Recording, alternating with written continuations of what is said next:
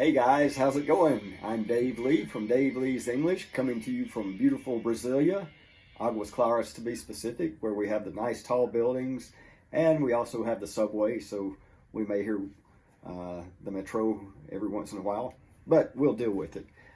Today we got a very important subject. We're actually on our second to last English sound. So if you've been with PRONÚNCIA Plus from the beginning, you've gone through almost every sound of the English language, and we're going through the last two. And today's sound, ng, is a perfect segue into the plus part of PRONÚNCIA Plus, because I don't want you to just understand pronunciation. I want you to understand intonation and the rhythm and how English really sounds when people speak it day to day.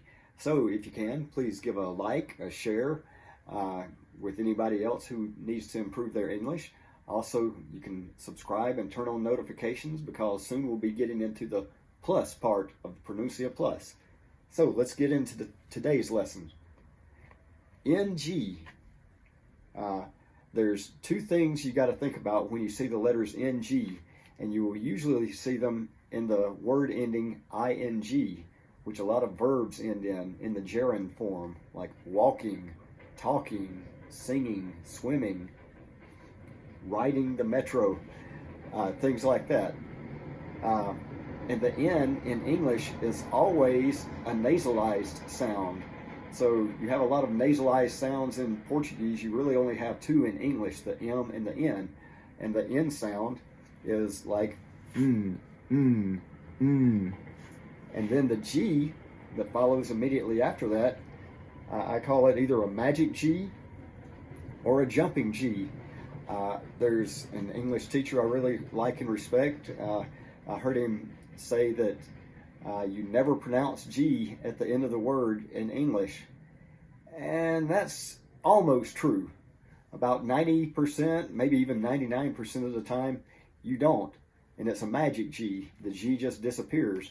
But sometimes it's a jumping G, which gets us into the linking and the rhythm of English. So let's look at some examples here. Linking in general works like this. You have the two words in a, and very common words in English, and you see them together all the time. And there's a little white space between the word in and the word a. So a lot of Brazilians who go to school and study real hard, they'll pronounce this in a.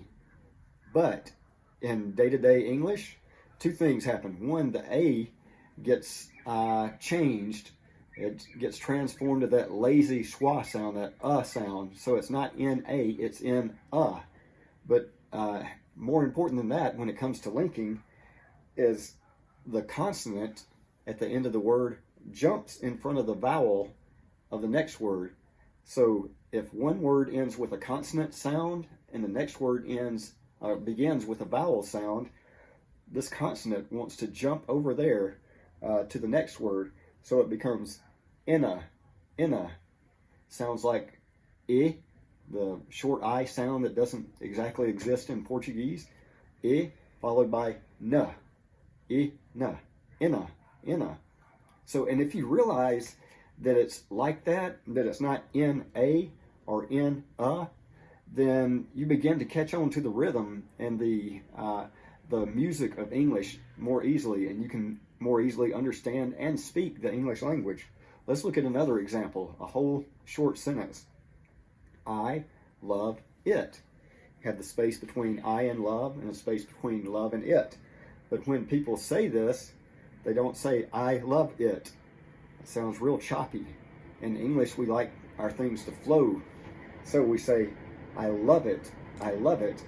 Notice the E is silent. E is almost always silent at the end of words in English. So I, la, and this V is a vowel sound, and because, a consonant sound, and because it's a consonant sound at the end of the word, followed by a vowel sound at the beginning of the next word, it jumps over, and it sounds more like I love it. I love it. I love it. I love it. Again, if you realize this and you don't try to say I love it, you will sound a lot more natural, and you will understand native speakers when they speak. But what about G? You know, I said there was an English teacher that said you always just drop the G at the end.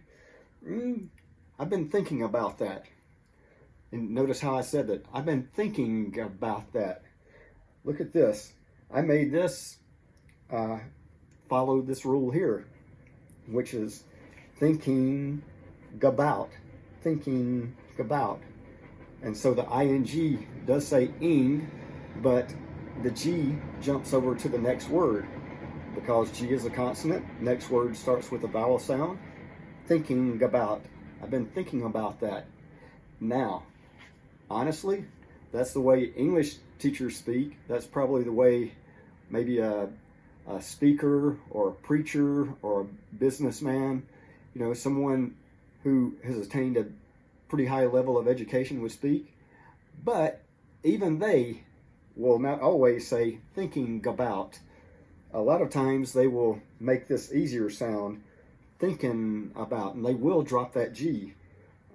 And almost everyone drops the G's most of the time. So in that case, instead of thinking with a G about, you have thinking about. Well, the N is still a consonant, so it jumps over to the next word because it starts with a vowel sound. So it sounds more like thinking about, thinking about, thinking about, thinking about. So you got thinking about and thinking about. And by the way, someone who does use the ing tries to be real proper. This I will have the long E sound, like in the word he, the Portuguese word he or the English word he. But if you take off the G, you make the G disappear, the I really, usually almost always becomes a short I that doesn't exactly exist in Portuguese. The I sound is in it's big. So, thinking, thinking, thinking, thinking. So, that's a lot to think about. But I always like to do a travelingua, a tongue twister, and we'll do one using both of these. And this one shouldn't be too hard, I hope. We'll see. You can let me know. So, King Kong is playing ping pong in Hong Kong. King Kong is playing ping pong in Hong Kong. And look what kind of G's we have. We have the magic G here in king because G's often do disappear in English. But we have a jumping G here at the end of Kong, because if you said King Kong, that really sounds kind of weird. It's not King Kong, it's King Kong. But also, in addition to that, the G is going to jump over to the word that follows it because the next word starts with a vowel sound. So it's King Kong giz, King Kong giz. It's like there's a word giz there. King Kong is playing, and most people would drop this G in normal conversation, playing ping, and that G would kind of disappear in this ping pong. And this does have the E sound, by the way, because it's not at the end of the word. So ping pong, and then the G here would jump over and join with the N, make a new word, gin. Ping pong gin, Hong Kong. And the G in Hong disappears. But look at this, I put something new here. DJ, wooka wooka. But DJ, why DJ? Don't jump. Why not? Well, because it's the end of the sentence. You usually don't jump, you usually don't link across pronunciation. Some people do that too when they're speaking really fast. But, so this G would kind of be a full G, which is pretty rare. King Kong, Hong Kong, if you do the words separately. So, let me see. I'm sorry, I can't, well, yeah.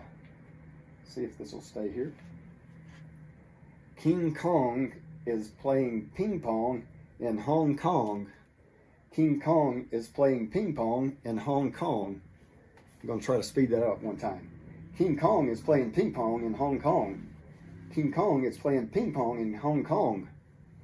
So that's it. But I want to review what we've learned today because I crammed a lot into one lesson. So let's look at this. The N in English is a nasal sound. Got a lot of nasal sounds in Portuguese. You only have two in English, the M, and the N, So the NG, the N is nasalized. You have air going through your nose to help make the sound. The G usually disappears, almost always, but not quite. And the G may jump or link to the next word. And a lot of people, if they're trying to sound more proper, they'll try to keep the G in there. And so even if they don't fully pronounce the G, you will notice that it does make the I in ing have that E sound, the he, long E sound, instead of the I, short I sound. And that's it. That's kind of more formal if you have the E and more informal if you have the I. That's it for today. I hope I didn't put too much on you, but thanks for watching, and until next time, God bless you, and we'll see you.